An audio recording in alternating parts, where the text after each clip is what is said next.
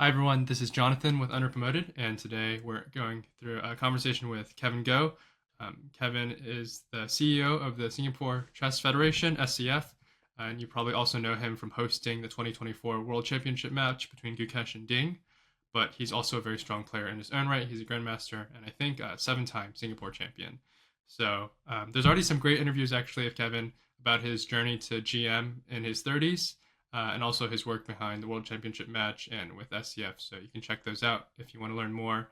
But I'm excited to hear not just about Kevin's work today, but more of his thoughts and philosophy around chess and organizing. So thanks for joining, Kevin. I know it's almost 10:30 in Singapore, so I really appreciate it. Yeah, thank you, Jonathan, for inviting me. Yeah, very excited to share more. And yeah, just to talk about chess. Yeah. So I guess there's a lot of big questions. Maybe the first one. A lot of times in chess, we talk about growing the sport, growing the game, making it more popular. Obviously, it's part of the esports World Cup this year as well. But what do you think about the potential for chess as a more mainstream activity? Mm. Yeah, I think the beauty about chess is that there are just so many perspectives and angles towards the game. Like you can view chess through different lenses. So, for example, like you mentioned, chess is now in the EWC in Saudi Arabia later this year. Um, we also have the regular like high level chess events. So from a sporting perspective, can be exciting to follow. We have chess as a recreational hobby for enthusiasts who can follow the game online. They can follow their favorite content creators. So something that people can bond with each other with. And then we also have chess as a tool for various social causes. We have chess as a useful education tool for young children. Uh, and this is the year of the social programs for FIDE as well, right? So we have various initiatives where chess is being used to help different communities like people with disabilities, inmates in prisons, young children who may be suffering from ASD, so things like that.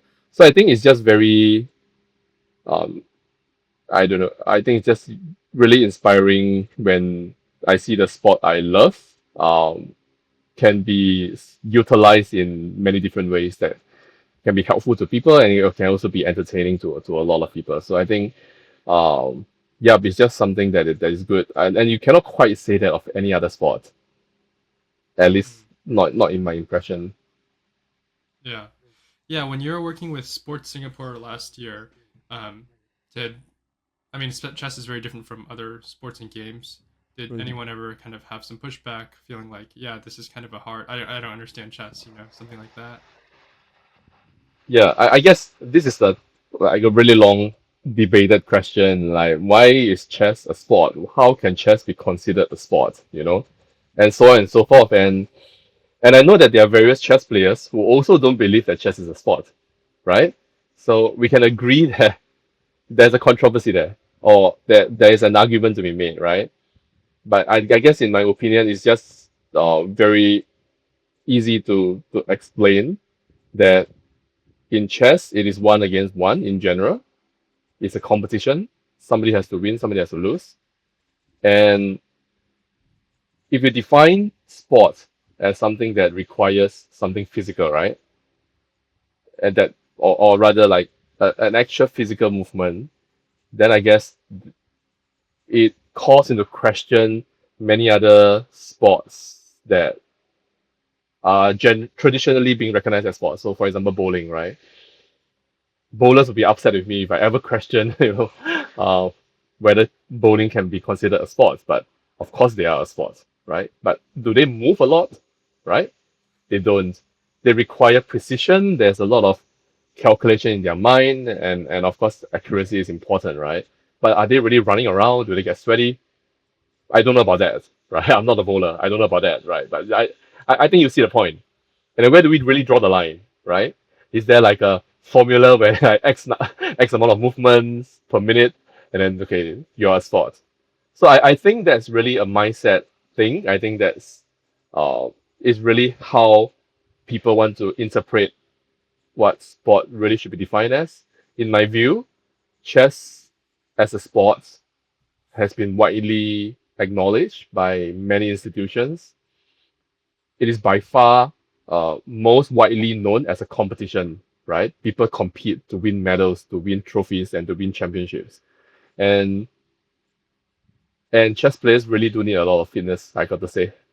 I've argued this point with many of my friends. I would argue that the FIDE World Cup, the toughest sporting event in the world, in my opinion. Yeah, but of course I'm biased. Yeah, yeah, with all the knockouts. Yeah. Um, how do you think about so this year?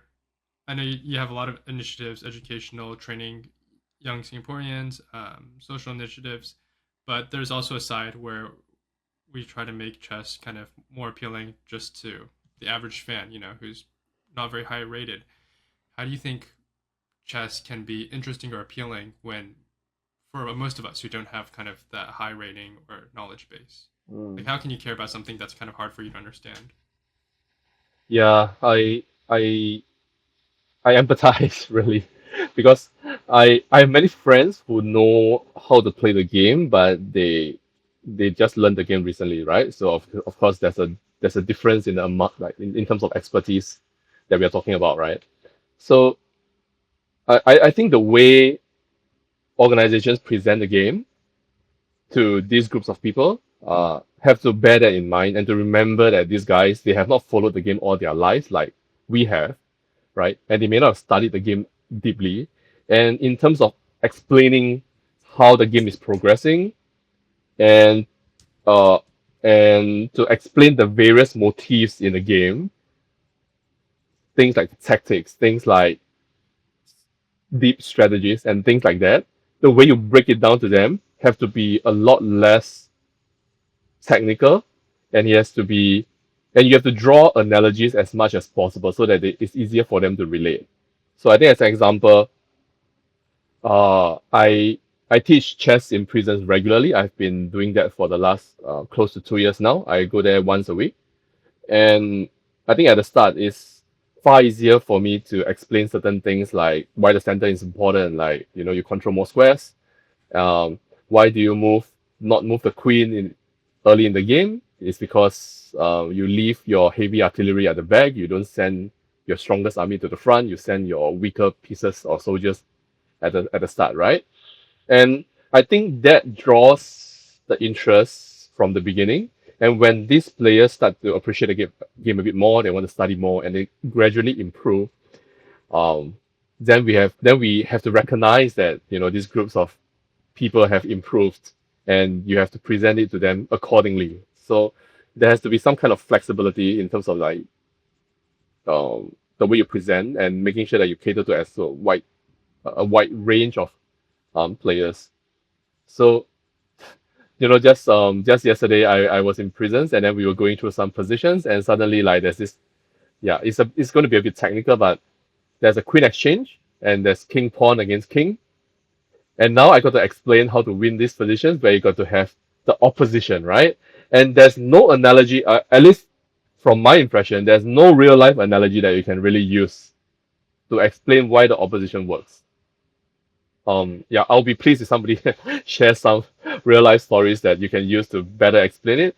And I just told the guys like, look, guys, I cannot use any examples. This is super technical now. I need all you guys like just switch on, try to understand what I'm talking about right now, and you need to understand this whole concept. And this is technical. You have to, whether you enjoy it or not, that's besides the point. If you want to learn how to win this position, pay attention. Yeah, and yeah, at some point you'll reach that stage, right?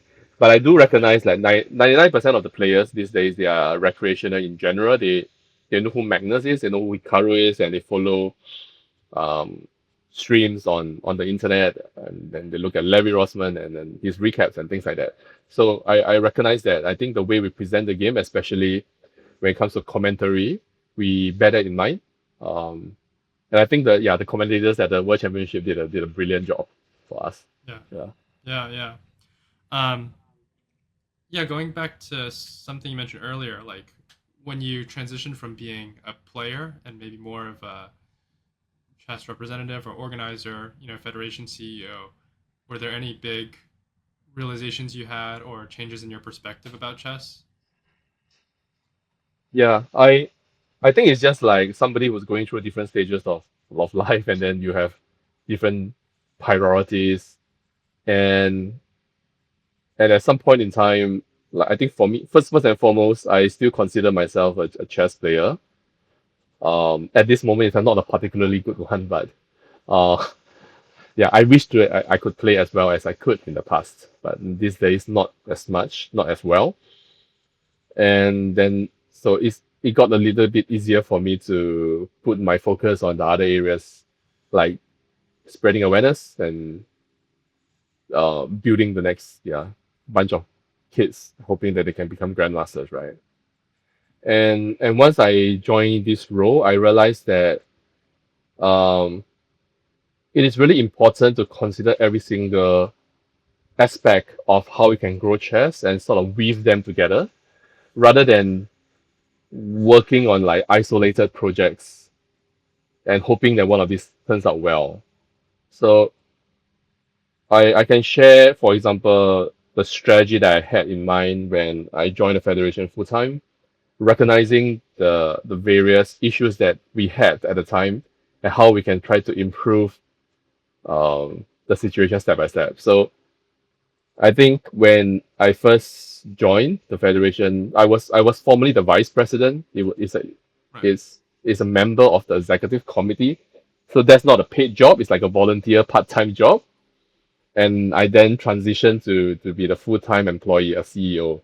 Right. I think at that time, uh the SCF was embroiled in a number of controversies, legal disputes that is at some time like horrible to read as a chess player.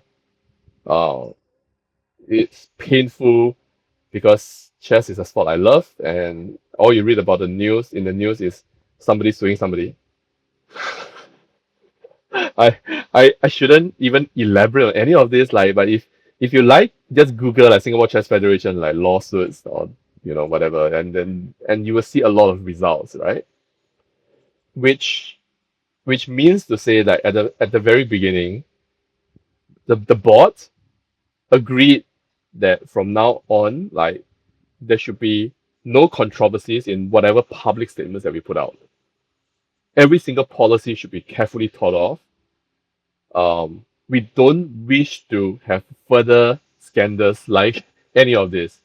We don't believe in the saying that there's no such thing as bad PR. I think there is, right? So that's the first step. And then the second step is how can we better improve the image of chess so that entities or organizations who may have viewed us as a federation that could be, somewhat controversial, controversial, yeah, um, can see us in a different angle, right? Which is why we considered the Chess in Prisons program, a chess for people with disabilities program, and trying to bring chess to the wider ecosystem. So the Chess for Prisons project was planned like for at least a year. Um, and now I think people recognize that we are doing good things. I really enjoy. I mean, we obviously there's a strategy reason why we wanted to go into this partnership. But it is not just for the sake of the SCF. I personally benefited because I enjoyed my time with the inmates. Every single session, it is a pleasure to be there. So I benefited as well. Um, then the next thing is to encourage the community to work together in view of the fact that there were all these there were all these problems in the past. So it's only understandable that certain relationships were strained, right? So the next thing that we worked on was to try to bring people together. And we first did that by allowing all FIDE rated tournaments to be allowed by private organizers. I think in the past, the general stand is that only the SCF can organize FIDE events. So we loosened those rules. We basically said that as long as you can show that you can complete like a FIDE tournament and you have the expertise, you have manpower, you have arbiters to do all this stuff, you're good to go. So suddenly we open up this avenue for private organizers to organize chess tournaments, increasing the interest in the game, allowing for organizers to also generate income for themselves, which also showed that there is a willingness for the SCF to partner with others, right? And this gains trust, right? Like people understood that we want to work with people and we are not here to like cannibalize other people's efforts or to dominate the market and take everything for ourselves. Like that's not the intent. The intent is really for all the organizers to work together because the more chess players and more chess tournaments there are, the better you will look like for the federation. So these are just two very, I would say, like low hanging fruits at the time um, that we implemented. Then I guess the other things would be like to work on things like marketing, to send messages to the media so that we have very good tournaments. The previous administrators have organized like done an incredible job like organizing very challenging events, large numbers, mass participation events, but they didn't quite show that to the public. So they did all this good work and nobody knows, right? So we invested efforts in that. So we reached out to the media. We basically pleaded with people to come down um to feature us as often as possible. And then lastly, I think the most important point is that we need to make sure that we have results, right? So if you view chess as a sport, in the sports business, only results matters. We all recognize that at the end of the day, like we want to do good things for different social groups and help others. Uh, but that cannot be the only thing that we are doing. We have to make sure that we have athletes who can represent the country and we have grandmasters or potential grandmasters who continue to develop. So then the next step is to like build an infrastructure, a training program. And yeah, eventually I think we hope that we can see better and better results. So I think one of the years we did well at one of the regional events. We scored a few gold medals, and that generated a lot of interest. The news, the media outlets got involved, and basically I think what we wanted to do was really to flood the media outlets so that people can forget about the past. Now people don't think of chess as just a chess. They have a Singapore Chess Federation which often has lawsuits. That's like not really what we want, right? Um, yeah, fortunately, I think we achieved some of these goals. So maybe that is one of the reasons that like my government became interested in the World Chess Championship project. Yeah, so that is my guess that I think that sort of the improvement of our image helped in some extent. Yeah, yeah. Well, kind of touching on bad publicity, in chess, there's a lot of news. I mean, the Singapore any lawsuits are long forgotten because there's lots of new controversies, right? What do you think about kind of chess's online culture, social media? I mean, I know you're active sometimes trying to give some perspective to criticism and things like that. Yeah, yeah, I know. I think yeah, I don't know whether it's a nice thing, but people tend to jump a lot, right? Like they jump to conclusions, and be, I guess people do jump to conclusions a lot with or without social media. But the fact of the matter is that right now there is X, right, which is a platform where people just shoot their mouths and just say whatever they want, and there are basically no consequences. Um, Many of them uh, are just so quick to fire off their opinions, and of course everybody's entitled to an opinion, right? But I think it's just rather unhealthy if criticism is thrown when, especially when I know for a fact that these are not true. Like some of the things that are being thrown out there on the internet are simply not true. And people just say that, they just say, if a person says that, for example, FIDE is not doing any work, right? FIDE is corrupted. FIDE is Russia. You know, FIDE only knows how to take money. Like, I having worked with FIDE, I don't work for FIDE. Let's just put it out there.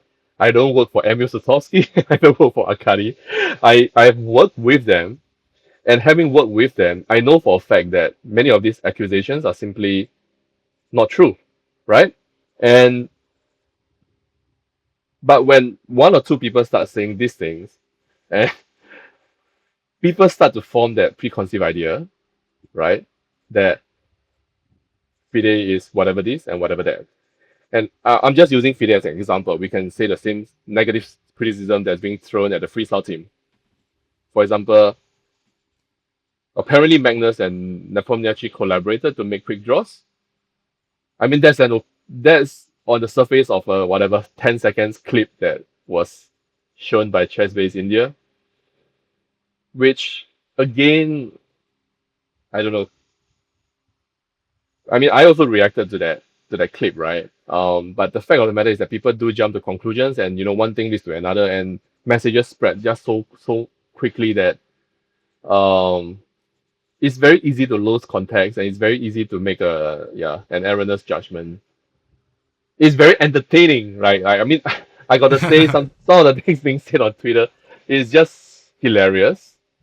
And these days, I try to stay out of it and not get involved, of course, right? I used to get into like some arguments on X, and then I realized that there's just no point because there's just no, it's never ending, and people can just behave however they wish to, and they believe what they want. Um, like there was an sort of like a ridiculous accusation of one of the Singaporean players fixing matches to make his GM norm.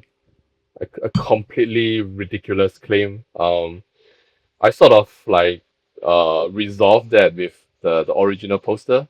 So we kind of like agreed that there was he apologized. I apologized for my harsh words and all that. But like why do we start this to begin with, right?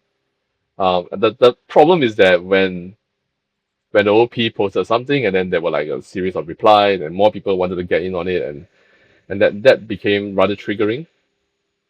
And then I realized that there's just no winning this battle because the numbers are not in your favor at the end of the day, right? So like there's many people out there, and there's like one of you, and I'm in the open. I use my real name. There are people who just remain anonymous, and they don't have to be accountable for whatever they say. Yeah, so uh, it's just a lot easier to stay away. Yeah. So you have inner peace now?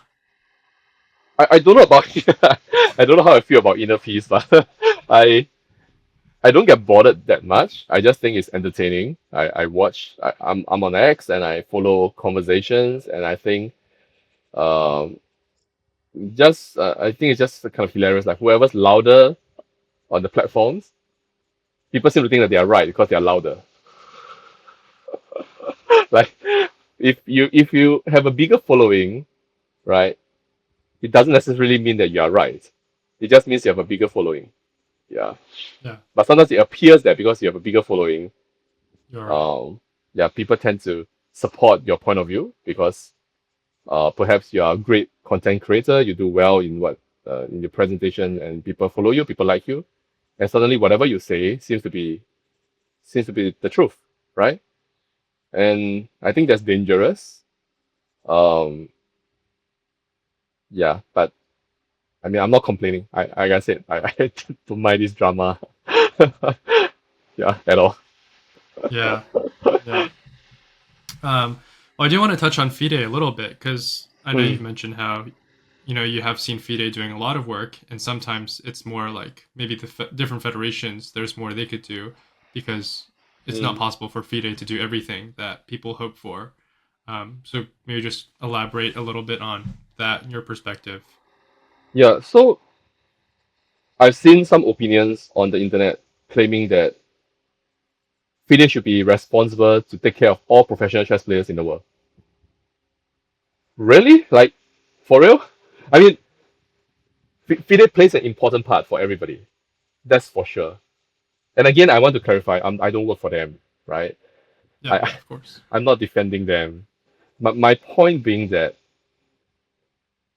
is it really the national federation who sort of manages the players? So, for example, I run the Singapore Chess Federation and I have players playing for Singapore, right? Am I responsible for the well-being of my players, or is it FIDE's responsibility to take care of my players? I think that's a question that is not unfair to ask, right? For me, it's clear. So, Singaporean chess players who wish to succeed, who struggle to find finances to support their event, uh, to support their training, to support their tournament participation, flights, and so on, it is first and foremost my responsibility to make sure that they get to pursue their dream. Of course, we have to be selective, and not everybody gets that kind of support. Like players who are really serious, who have that kind of potential, we will do absolutely everything we can to support them, right? Whether is it access to training, whether is it some kind of funding, whether I can help to find a sponsor, a corporate sponsor, and that sort of thing. I think it is the work of the federation, right? I mean, FIDE is super important as well, of course, because they have to organize all the major events that are linked to the FIDE circuit or to the FIDE World Cup and FIDE World Championship cycle, right? So they have all these different qualifying events. They're all linked, and they also have events that are prepared only for the top players. But to claim that FIDE has to look after like all the chess players in the world or professional chess players in the world, I don't know. I don't know how I feel about that, man. Yeah, FIDE by nature, by the way, FIDE is a charity in itself, right? Yeah, I wouldn't say that FIDE is a flawless organization. Of course, they have their issues, um, but I don't believe that they should be held accountable for, let's say, chess players all around the world who may be struggling financially. Yeah, because I know that they have a budget for organizers to organize open tournaments, so that's helpful. I wish the budget can be a bit more. Like that's my personal wish. I mentioned that to Emil before, but then he made a good point. Like there are many tournaments. Like how can we spend? Where is the money coming from? Okay, I mean that's fair point, right? Um, Yeah. and I think they also do some other stuff like good stuff like the chess for social initiatives, which I know that they invest a lot of effort in. Yeah. Yeah. So I think FIDE or let's think of it like this, like is FIFA responsible to look after every single football player in the world, professional football player? Because we only see like we see the Lionel Messi's and the Cristiano Ronaldos and the Premier League players who are making a lot of money, right? But they also football players operating in like lesser leagues, maybe Division 2, Division 3 in the less high profile or lower profile football country. So should like FIFA look after them? I don't know. Or should it be UEFA? Or how does it work then, right? Like so obviously football is very different. There are many different mechanics. Like football, there's like sponsorship endorsements and the commercial side of things is more attractive. That's beyond question. And chess is much harder to find like commercial attractiveness and getting a corporate sponsor is really difficult. I've learned that for myself that getting a sponsor is a really challenging thing because you really need to show um, what is in it for them, basically. Why should they give you the money, right? Especially if you don't have a chess loving person in charge of the company. Why should they give you the money? if it's for humanitarian reasons or for social reasons, why are they giving to chess? They can give to Red Cross or whichever organization that does good things. So that's my general take. So I again I want to say like FIDE is not flawless. I know that I think that some of the things they do can be streamlined and all that, but it's not my place to comment. But to say that FIDE is like doing nothing or whatever, not contributing, and so to me it's kind of yeah. I think before we make that sort of comment, like we should first look at the chess federations of every country and see whether they can also help to support the ecosystem. Yeah. Mm, yeah. Yep. No, it's good to hear these perspectives. So we touched on money earlier, and a lot of times people say, chess needs more money. But I wanted to ask, what are the specific areas that would benefit from having more money? And then, are there any problems or situations that money doesn't really fix? Yeah. Money makes the world go round. Like you you just cannot operate like when you have a budget and you want to organize like a big tournament, and then you got to pay for a venue, and if you want to have grandmasters coming, you got to pay for certain conditions, right? So you got to make sure that their rooms are covered. And Singapore, for those who have been here, um, generally speaking, like rooms are expensive, right? They are not. Uh, yeah, you need a certain budget for that. So I think with that in mind, like the Singapore Open that took place last year was rather successful. It has about like almost 600 players, and more than half of these players are foreigners, and we have so many GMs coming, like more than 30 grandmasters, easily the strongest tournament we have ever organized. And we could only do that because when we discussed this, when we were like allocating the budget for the World Championship, we kind of agreed that this is a good use of money. Our players get to play against these world class guys, and mass participation. Many of our young talents can play, so it's easy to explain why this is a good use of funds, right? The question of the question is how the real difficulties and challenge is how can we make sure that it's sustainable, right? We don't have a world championship every year, thank goodness. Uh, but yeah, and and if you have a sponsor, generally sponsors don't commit. At least in our experience, most sponsors of this nature, they don't commit to sponsoring an event for X number of years. They may sponsor a player or an athlete, and they may sign a contract for like 4 to 5 years. Yeah, and then the athlete has certain obligations, right? Whereas for a chess tournament, what kind of value does this bring to a sponsor for him to agree to giving you a 5 year contract? Normally, it's because somebody in the organization loves chess. That's very helpful. But if not, then in that has been like a real challenge really. And I think things like infrastructure, the training setup, um, you want to respect the trainers that you bring in, and the biggest form of respect that you can give them is to pay them reasonably. Yeah, you don't pay them cheap, right? Yeah. There's no nice way to put it across. Like you don't want to pay them um like half of what they can normally earn elsewhere, right? You got to pay them what the market is paying them. And then you can argue like which market should you be comparing to? Should it be the Singapore market, or should it be like a European market, or is it a US market? And then that's when negotiation takes place. But uh I would like to make sure that the team is paid well, reasonably, that their good work is being rewarded.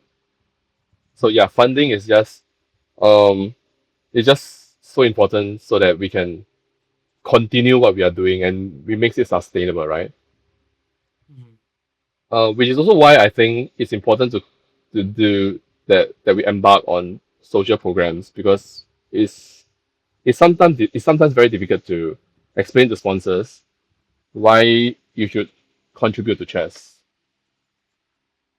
because some companies they may not have that narrative of supporting an athlete, but they may have their own agenda to support people with disabilities, and suddenly chess has an angle, which is why at the start of I think our in conversation I mentioned that you have a few different angles that you can look at chess, and it's important to sort of utilize all these different perspectives. Um, so which is why like for example at the open tournament last year we had like more than 20 people with disabilities playing, so people on wheelchairs, people who are blind, they're all playing the same tournament hall with a regular able-bodied chess player. So I thought that's very inspiring to watch actually. And two of the players they won prizes in the group B, in the second group of the tournament. So they won prizes, right? And and it provides perspective to the Singaporeans who were playing the same event, right? They are similar. They have similar ratings. And the question is, these guys they face all these challenges all their lives, and they play chess and they win prizes. And why are you not winning? Is there something is there something you should reflect upon? Like, are you are you working hard enough? Maybe these guys are working harder than you, or do you have it too easy in life? Yeah, like is are people too soft on you? Like these guys grow up with harsh conditions, right? Um, and they can play chess better than them. Yeah.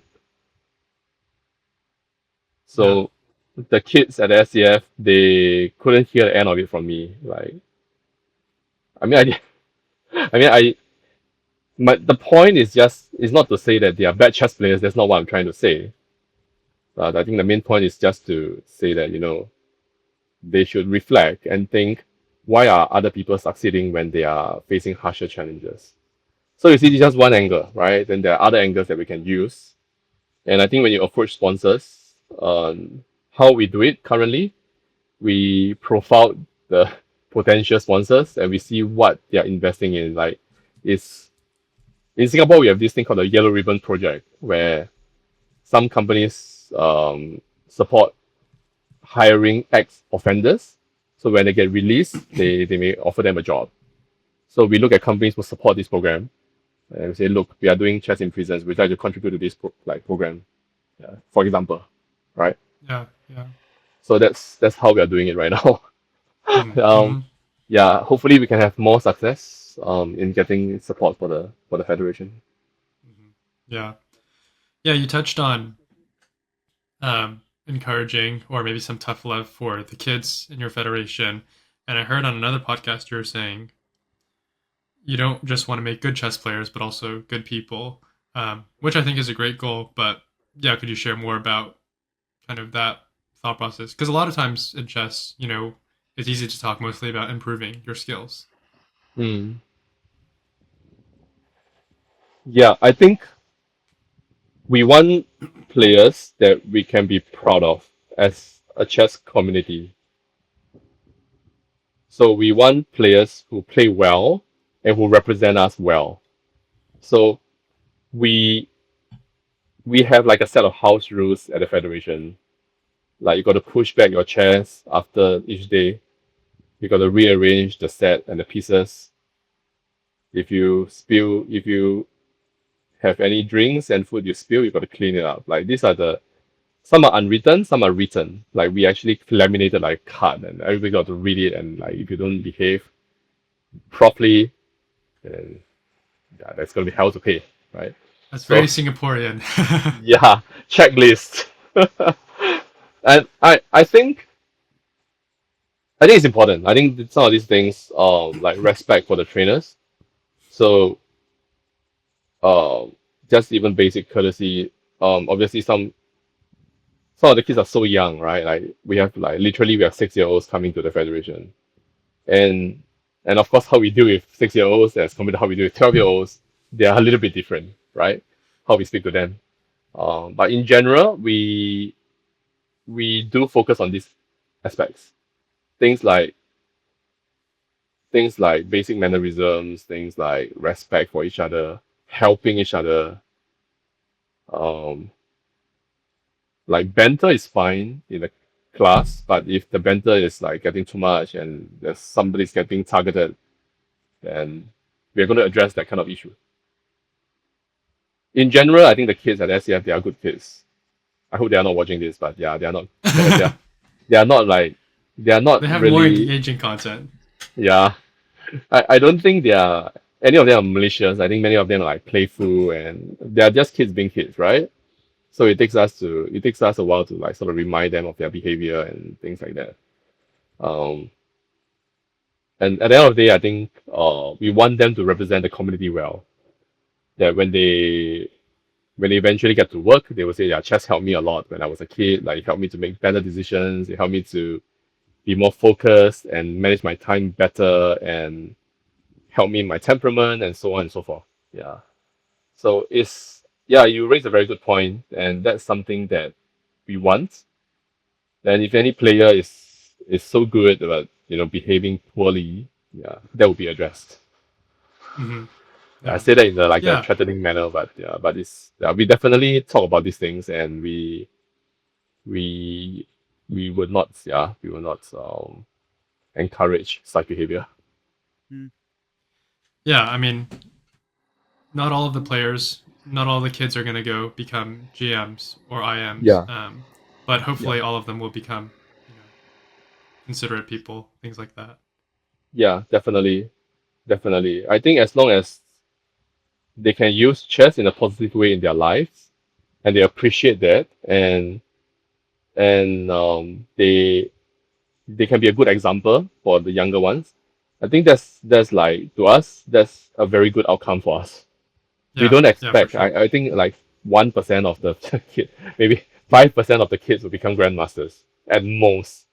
Let's be honest about it, right? 5%. I think that's already a great outcome if 5% of the kids become grandmasters. Um, so what is the next best outcome that they become? Okay, they become like decent players, reasonable players who continue to love the game and they represent us well. Yeah. Yeah. This kind of connects to another question I was thinking of. Most of the time for chess players, you're working on your own. Maybe you work Mm. with a trainer, or maybe you play on a team.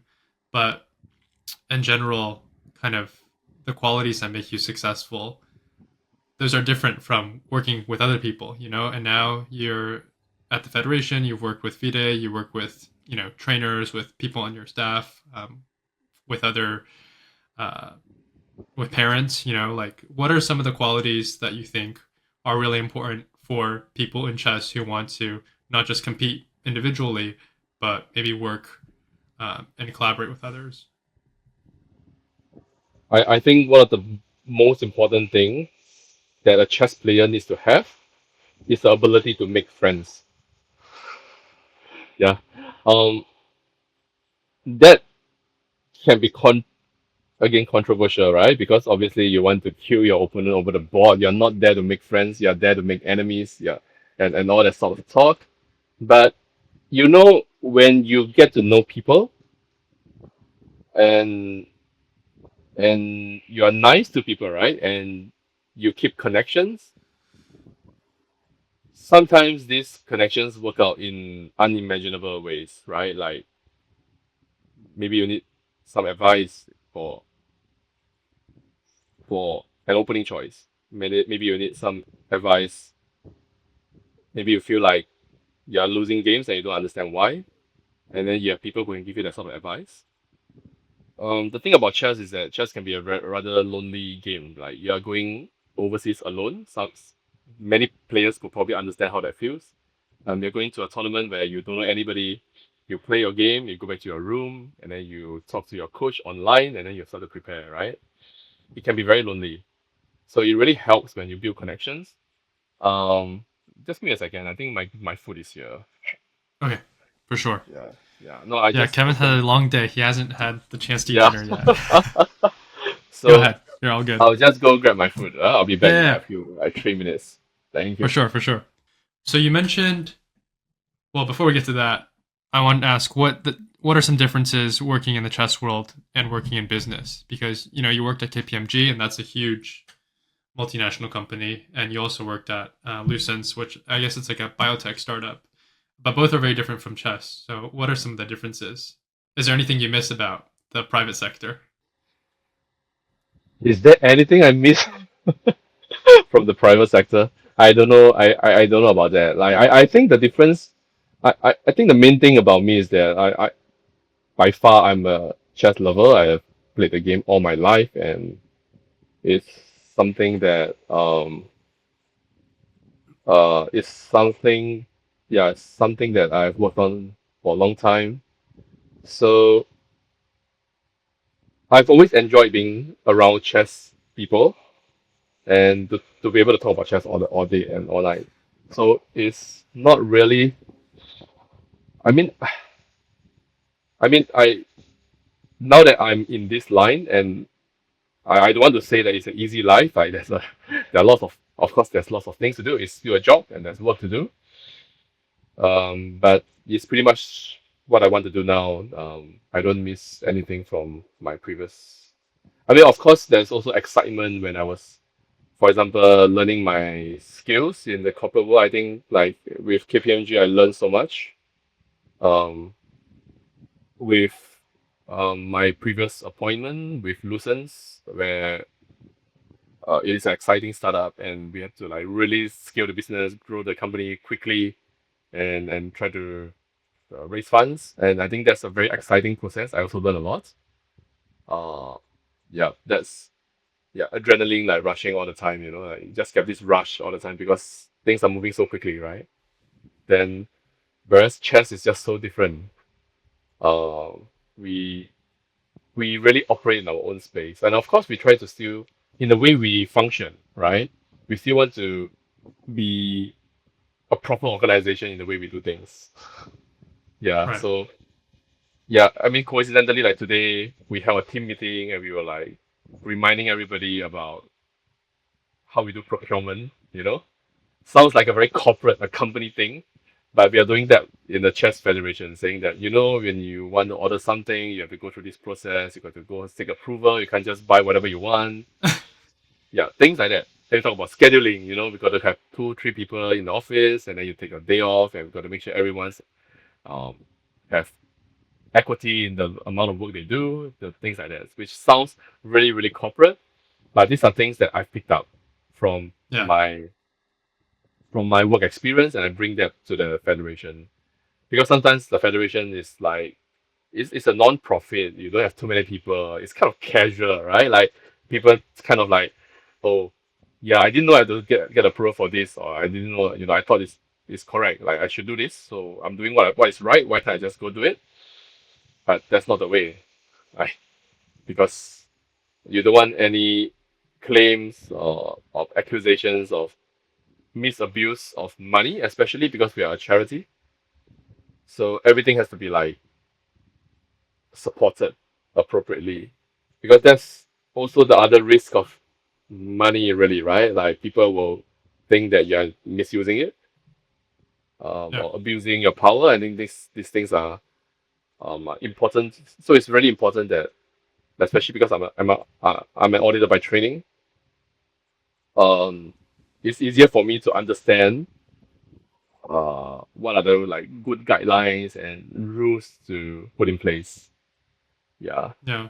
Otherwise, yeah, the chess business is rather different, of course. Like Mm. we want to organize tournaments, and we engage the government to help, to partner with us for this initiative or that project and that sort of thing. Yeah, very different. I don't wear a suit. Uh, I don't carry a briefcase. I don't wear a tie. So that's the most welcome change. Yeah. Um, so last time we talked, you mentioned you thought even about starting your own podcast just to talk about certain topics. What were some? And actually, that's not. I don't think that's that uncommon. Someone else I was interviewing Yeah. also mentioned that they had wanted to maybe start some own videos. But what were some of the topics that you wanted to talk about?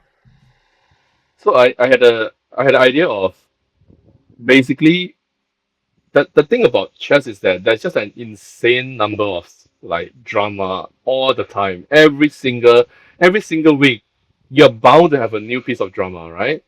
I just don't understand it. But and what I thought was I'll be happy to provide some balance to all these perspectives. So, for example, there are people who argue for women titles to be abolished, and then there are people who claim that women titles are useful, they should be there to stay. I think there is a balanced argument to that, and to present like my views. So serious content, like it's not for people who just want to like listen for like 5 seconds uh and to listen to jokes, right? Like, I mean that's Yeah, another yeah, kind of content that's also entertaining, right? But things like that are worthy of discussion. So for example, for that discussion, I put up like a post, and then immediately people start jumping at me. yeah, I'm like, oh, and uh, okay, the feedback generally is positive, but there are also people who just yeah who write not so nice stuff. But yeah. my skin has grown thicker over the years, so these don't bother me at all. Like, uh, but yeah, I maybe one day, but it's also work, right? It's also kind of like tough to sustain, and there's going to be a fair bit of editing thing to do, Well, and but maybe I there will don't be know. lots of drama, so you can There have many episodes. there will be lots of drama. So like for example, my thoughts on the um, freestyle and FIDE, my thoughts on the dress code issues at the World Rapid Championships. I mean, these things can be discussed, right? Whether people Mm. think that my opinion is worth listening to, that's a separate question. Yeah, that's not my, it's not my place to say that, right? But I think I always like to provide some balance to the argument because I feel like on the internet it's always very polarized. Like it's either I'm right or I'm wrong. It's either you're with me or you're against me, right? Do you feel like that? Like I feel like that's how it's like on Twitter. People can't seem to find some sort of general agreement. Yeah, yeah. Yeah. Well, on that note, thanks so much for all Yeah. your insights. Maybe we'll get together again once we Hmm. can round up some drama and then we can review that. Yeah, yeah. Let's hope But for some drama. Let's hope for more no, drama. no drama. No, we don't hope for any drama. We don't hope for drama. That's Then we got right. to do more like boring stuff, like serious stuff.